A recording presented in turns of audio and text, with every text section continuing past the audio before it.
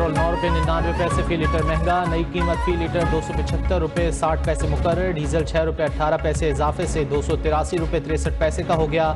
आवाम ने इजाफा मुस्तरद कर दिया, हुकूमत से फौरी इजाफा वापस लेने का मुतालबा।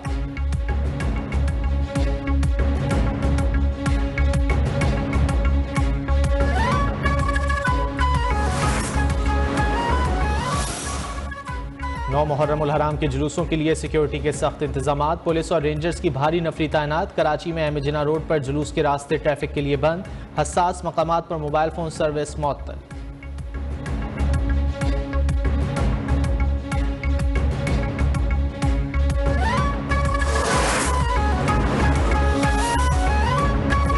पाबंदी के फैसले पर इजहार तशवीश, तर्जुमान अमरीकी महकमा खारजा मैथ्यू मिलर ने कहा, यकीनन किसी सियासी जमात पर पाबंदी लगाना तशवीश की बात है।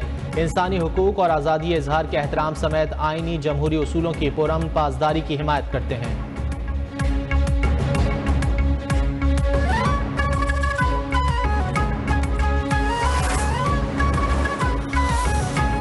पीपल्स पार्टी ने तहरीक इंसाफ पर पाबंदी की मुखालिफत कर दी। मरकजी सेक्रेटरी इत्तलात शाजिया मरी कहती हैं, पीपल्स पार्टी को इस फैसले पर एतमाद में नहीं लिया गया, पार्टी के अंदर मुशावरत करेंगे।